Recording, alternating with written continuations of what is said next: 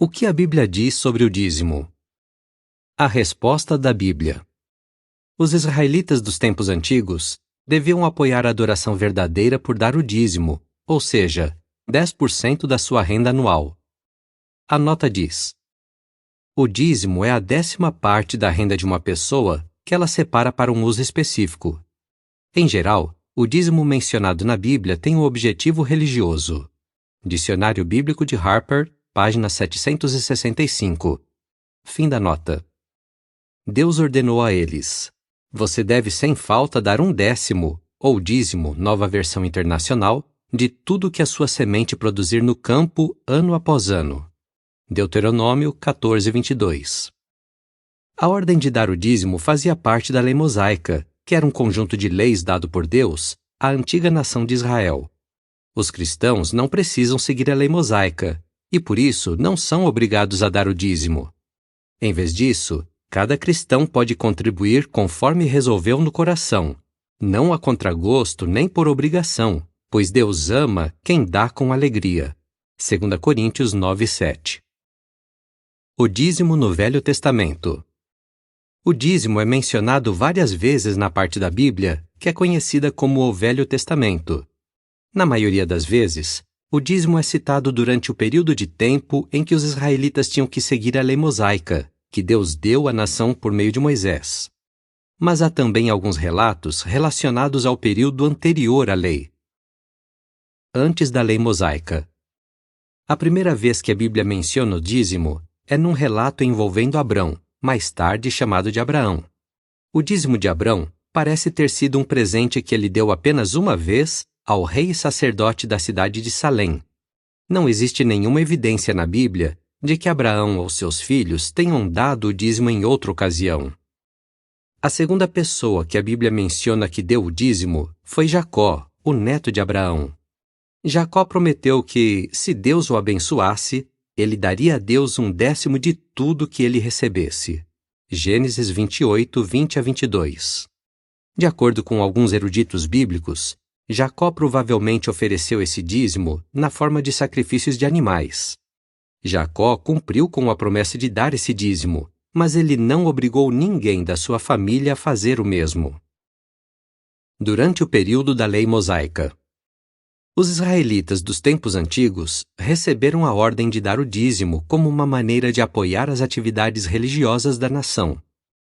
O dízimo era dado aos levitas, incluindo os sacerdotes, que se dedicavam às atividades religiosas e que não tinham sua própria terra para cultivar. Os levitas que não eram sacerdotes recebiam o dízimo das pessoas e também davam a 10ª parte dessas 10ª partes aos sacerdotes. Números 18, 26-29.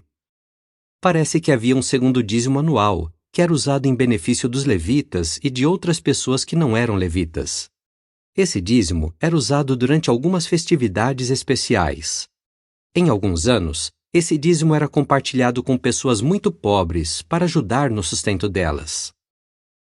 Como o dízimo era calculado? Os israelitas deviam dar a 10ª parte de tudo que a terra produzisse durante o ano. Se eles escolhessem pagar esse dízimo em dinheiro, eles tinham que acrescentar 20% ao valor do dízimo. Os israelitas também deviam dar a 10ª parte dos bois e das ovelhas.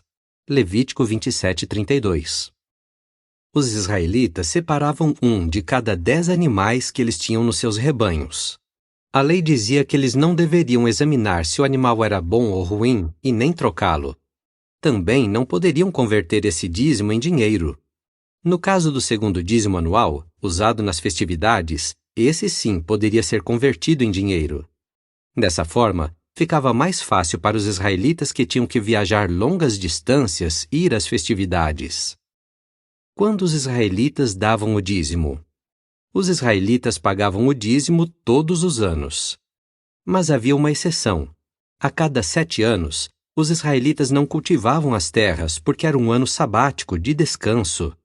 Por causa desse ano especial, não era necessário pagar o dízimo na época da colheita. No 3º e no 6º ano do ciclo sabático de 7 anos, os israelitas compartilhavam o segundo dízimo anual com os mais pobres e com os levitas. O que acontecia se a pessoa não pagasse o dízimo? A lei mosaica não mencionava nenhuma punição para a pessoa que não pagasse o dízimo. Dar o dízimo era uma obrigação moral, ou seja, os israelitas faziam isso porque sabiam que era o certo a fazer, não porque seriam punidos se não pagassem. Os israelitas tinham que dizer perante Deus que tinham dado o dízimo e pedir para serem abençoados por isso. Para Deus, se alguém não pagasse o dízimo, era como se estivesse roubando algo dele. Será que pagar o dízimo era algo difícil de cumprir? Não.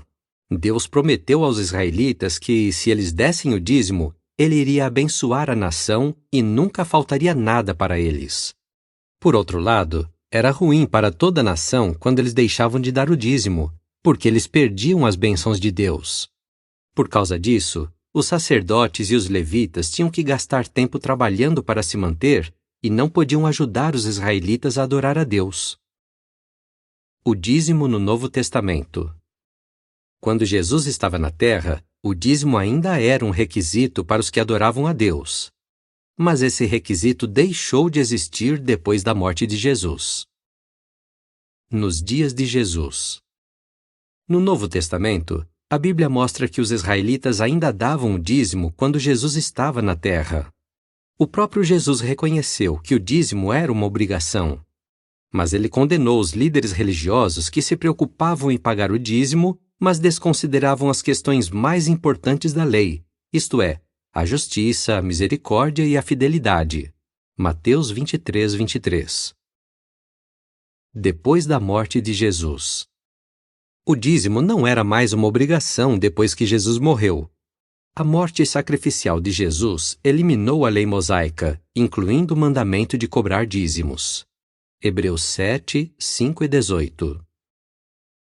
O dízimo no início da Igreja Cristã. No início da Igreja Cristã, o costume de dedicar a 10ª parte da renda para fins religiosos era voluntário, e só se tornou obrigatório depois do Concílio de Tours, em 567 d.C. Enciclopédia de Literatura Bíblica, Teológica e Eclesiástica, de McClintock e Strong, volume 10, página 436.